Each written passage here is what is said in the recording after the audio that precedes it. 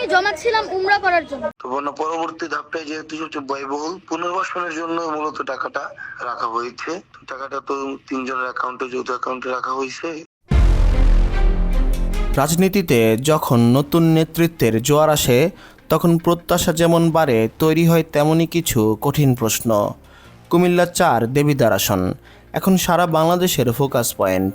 একদিকে জুলাই বিপ্লবের অগ্রসেনানী হাসনাত আবদুল্লাহ, যিনি তারুণ্যের প্রতীক হয়ে দাঁড়িয়েছেন। অন্যদিকে শান্ত ও সুশৃঙ্খল ভাবমূর্তির জসিমউদ্দিন, যিনি সাধারণ মানুষের মধ্যে নিজের অবস্থান পোক্ত করছেন। কিন্তু এই লড়াই কি কেবলই ভোটের, নাকি এই লড়াই আগামীর বাংলাদেশের স্বচ্ছতা ও জবাবদিহিতার মডেল কেমন হবে তা প্রমাণের? আজ কোনো পক্ষের হয়ে নয়, বরং দেবিদ্বারের মাঠের প্রকৃত চিত্র এবং ভোটারদের মনের প্রশ্নগুলো নিয়ে একটি নির্মোহ বিশ্লেষণ করব।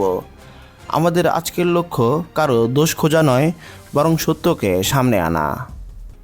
দেবিদ্বারের রাজনীতিতে মঞ্জুরুল আহসান মুন্সি একটি পুড়ে যাওয়া নাম, কিন্তু ঋণখেলাপির অভিযোগে তার প্রার্থিতা বাতিল হওয়া পুরো নির্বাচনী মানচিত্র বদলে দিয়েছে।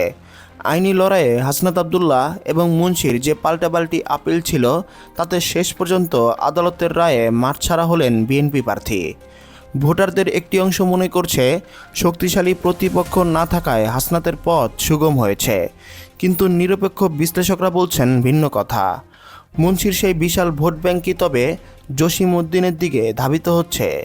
হাসনাতের জন্য এটি কি রাজপথ পরিষ্কার হওয়া, নাকি জসিমউদ্দিনের মতো সাইলেন্ট কিলার প্রার্থীর জন্য এক বিরাট সুযোগ? আমরা দেখব এই আইনি লড়াই সাধারণ ভোটারদের মনে কী ধরনের প্রতিক্রিয়া তৈরি করেছে। 2024-এর ভয়াবহ বন্যার সময় মানুষের অকাতরে দান করা সেই 9,35,00,000 টাকার অবশিষ্টাংশ নিয়ে জনমনে একটি কৌতূহল রয়েছে। হাসনাত আবদুল্লাহ নিজে একাধিকবার স্পষ্ট করেছেন, এই টাকা ঢাকা বিশ্ববিদ্যালয়ের শিক্ষক ও শিক্ষার্থীদের যৌথ অ্যাকাউন্টে সুরক্ষিত আছে। এটি একটি স্বচ্ছ প্রক্রিয়া, কিন্তু ভোটাররা এখনও একটি পূর্ণাঙ্গ প্রফেশনাল অডিট রিপোর্ট প্রত্যাশা করছেন। রাজনীতির ময়দানে স্বচ্ছতা কেবল থাকার বিষয় নয়, স্বচ্ছতা প্রদর্শনের বিষয়ও বটে।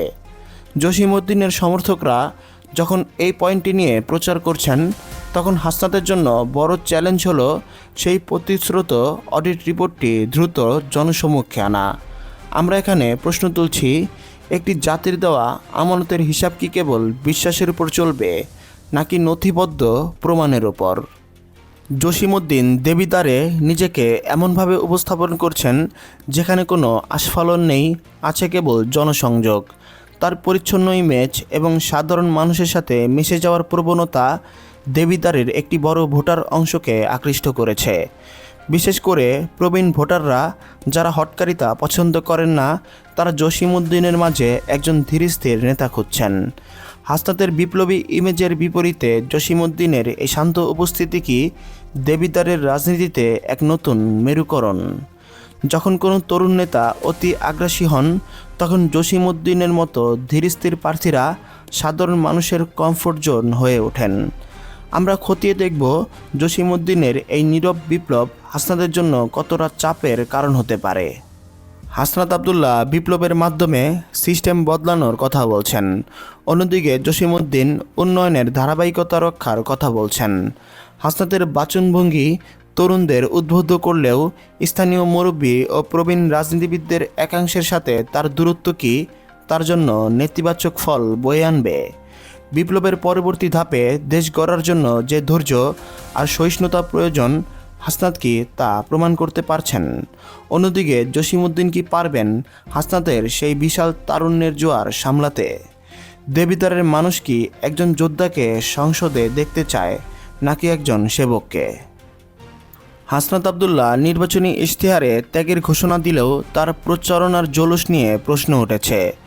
বিপরীত দিকে জসিমউদ্দিনের সাধারণ প্রচারণাও ভোটারদের নজরে আসছে।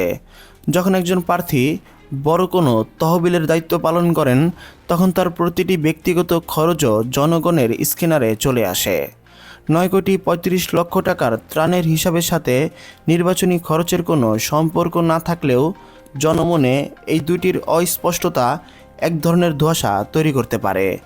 নিরপেক্ষ সাংবাদিক হিসেবে আমাদের দায়িত্ব হলো উভয় প্রার্থীর কাছেই তাদের আয়ের উৎস এবং প্রচারণার অর্থের স্বচ্ছতা নিয়ে প্রশ্ন রাখা। দেবিদারের এই নির্বাচন কেবল জয় পরাজয়ের নয়, এটি একটি পরীক্ষার। হাসনাত কি পারবেন তার স্বচ্ছতা প্রমাণ করে সকল সমালোচনার জবাব দিতে? জসিমউদ্দিন কি পারবেন তার নীরব উত্থানকে বিজয়ে রূপান্তর করতে? ভোটাররা শেষ পর্যন্ত কার উপর আস্থা রাখবেন? বিপ্লবের তেজে নাকি শান্ত ধীর স্থিরতায়? মনে রাখবেন, ব্যালট পেপারে কোনো আবেগ থাকে না, থাকে কেবল প্রাপ্তি আর প্রতিশ্রুতির হিসাব।